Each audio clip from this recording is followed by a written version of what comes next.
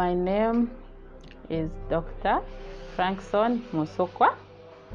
I'm the Executive Director for Zambia Deaf Youth and Women. I want to share with you all about the life challenges that deaf people face in Zambia. My interests will focus on the area of education.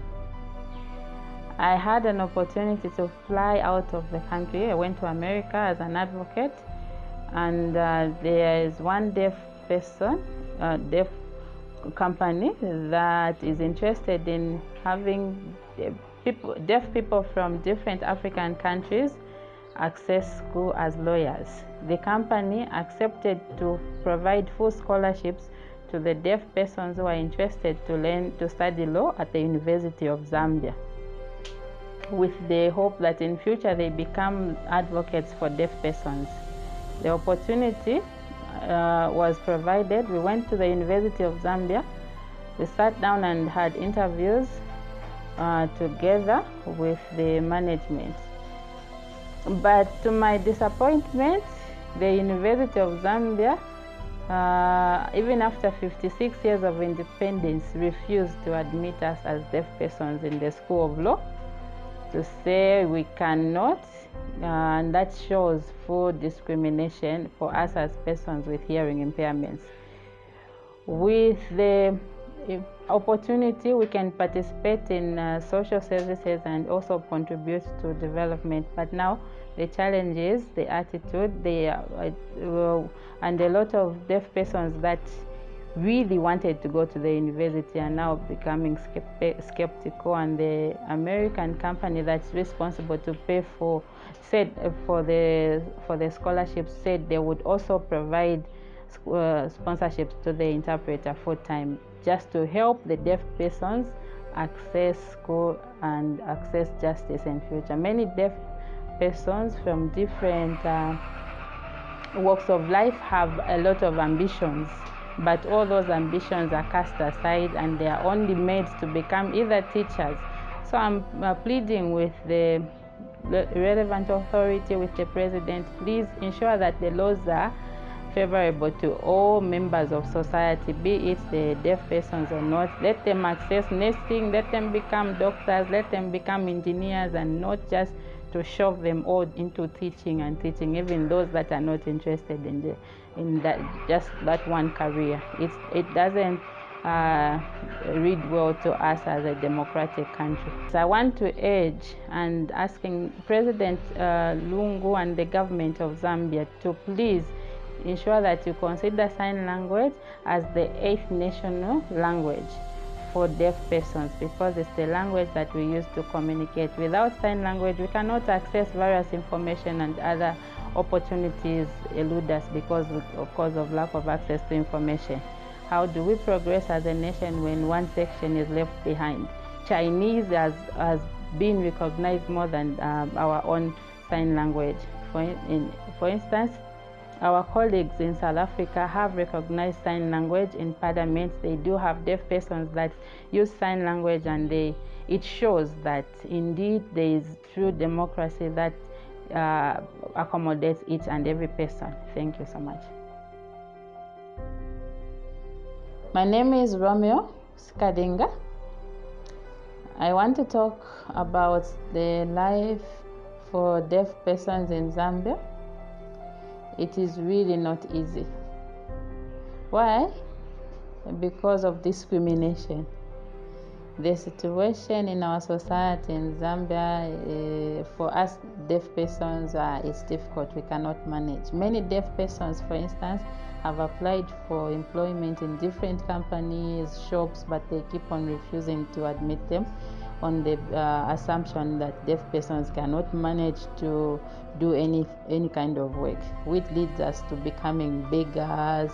We engage in illicit activities such as beer drinking, prostitution, all because of the discrimination that we keep on facing.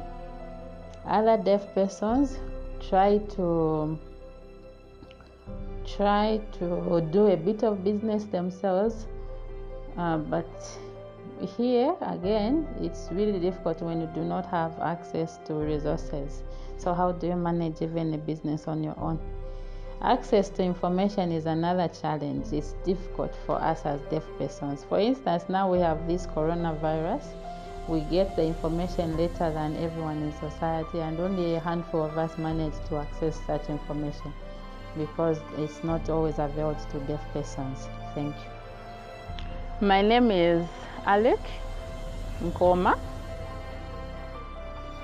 I'm a deaf person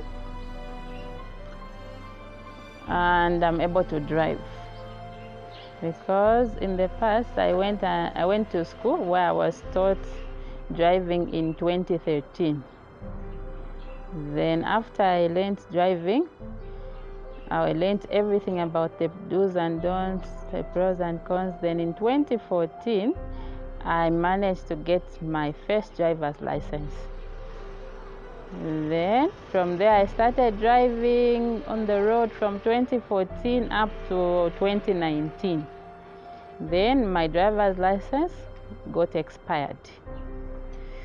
Then when I went to have it renewed, that's where now I faced problems at RATSA. They refused, saying that no, you being a deaf person, we cannot grant you this driver's license because it might cause an accident on the road. Then I said, but I've been driving from 2014 up to date, 2019, that is 5 years, and I've never in any way caused an accident. Hearing people, you hear stories every day about accidents. Then maybe as RATSA, you do need, have you had any reports of a deaf person who has caused an accident who drives on the road? In the past, we've had police report about, we have accidents about, we have reports about vehicles that have been involved in accidents, but can you point at one which belongs to a deaf person? Us as deaf persons, we have eyes. There are side mirrors, there are also the other rear mirrors that are able to help us.